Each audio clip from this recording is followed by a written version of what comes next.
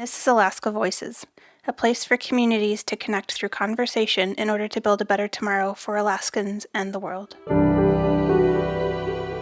Originally, I grew up in Gakona, Alaska, Tyonek, Egypt, Idaho, Rampart, St. Lawrence Island, St. Paul. and I'm here with my student, my science buddy, my teacher, my homie. I'm his daughter. Good morning, my name is Bob Bolton. I'm 48 years old. I'm in Fairbanks, Alaska with my friend and colleague Jessie Robertson. Hello, my name is Jessie Robertson. I'm 39 years old, and I'm with my friend and colleague Bob Bolton. So how's your experience been as a scientist? I love that question. It's been really up and down, and I've tried to analyze if it's because I am who I am, which is like I'm a sensitive person, and I like to see the humanity in other people. I want us to care about each other, and it's almost like for science, I want something to care about me that isn't meant to care about me. I mean, it's, criticism's part of it. We have to take it, do something with it, and make what we're doing better. Mm-hmm. I get that. I think what I've been focusing on is how can we take something that can spill out of people in such a negative way and just make it neutral. Can you give me an example of something that's been really, really good and something that's been really, really bad? Yeah. And how you've navigated those situations? The really, really good, I think, was what evolved out of like the tree water stuff. So the backstory is we were just wondering how much water is in trees and just setting up this really simple set of measurements, just doing how people measure water and soil, measure it in the trees, and then coming up with this result that was like, oh my God, like, wow, a quarter of the snowmelt goes up in the trees. And then the paper just sort of wrote itself. It took a little while to get written, but then that's when we got into nature. And so, which brings me to the bad, which is that I guess what I could name in terms of the negative is more like a general type of interaction, which is sort of ego-driven. I've had, like, I would say maybe 3 or 4 types of interactions where I've just seen explosions out of people of visceral anger, where if somebody even felt okay enough to call me on my personal phone to tell me why I shouldn't collect samples near their sites, and it took them 20 minutes of screaming at me to let me know. And I just thought, like, is this what we do? Are you kidding me? So how do you navigate that as a person? Yeah, as a human? I get really angry. I swing back.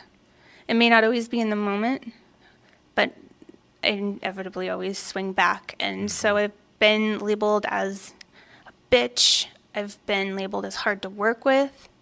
And I let them know exactly what I think about all of it. And the women in science thing, I guess, isn't just about negativity, but it's about like feeling lesser than. And that's why I feel like we need women in science. We need just all kinds of people in science, the introverts, the extroverts, all kinds of people, because like attracts like. Has our collaboration, do you feel like it's helped you in science? I remember like tromping through Caribou Creek, and we'd sit on a hill slope and we'd sit there and say, okay, what do you think about this? And what do you think about this? And what's your perspective on this? And I'd be like, I don't get it. And so it took a long time for you to understand my perspective on things and for me to understand your perspective on things. And then because I was kind of a traditional scientist, like I had my box of things, and my box of things was the most important thing.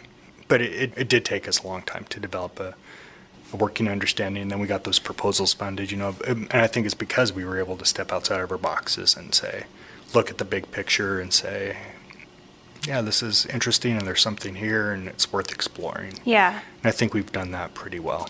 I agree. Guess we should wrap up here pretty soon, but okay. I have one more question. It's like, we've been working together a long time. What do you think I could do to improve as a mentor or a scientist or somebody, a collaborator? I feel like you seem to really learn from your own mistakes and other people's mistakes. And so it's hard for me to come up with suggestions. Like, I see your science career evolving, like remote control science in a way, like, putting groups together to make it happen. Pieces, yeah. And you've always been good about just biting off things you can chew, like not letting things get too big. So I actually don't have any suggestions, but I appreciate how about me? No, I think you do great. I mean, you're so scrappy. Just like you're a fighter and you keep You just keep rolling and you just keep doing and fighting and doing what needs to be done. And I admire that. And so, Thank you. I enjoyed this. Me too. And, Thank you. Thank you for doing this. Alaska Voices builds bridges by creating a space where community members, friends, policymakers, and scientists can share stories and place-based knowledge. This project was developed in partnership with StoryCorps and was funded by the Alaska Climate Adaptation Science Center. Additional funding was provided by the University of Alaska Fairbanks Chancellor through a generous gift from the Bentley Family Trust. If you are interested in more conversations or information, please visit our website at alaskavoices.org.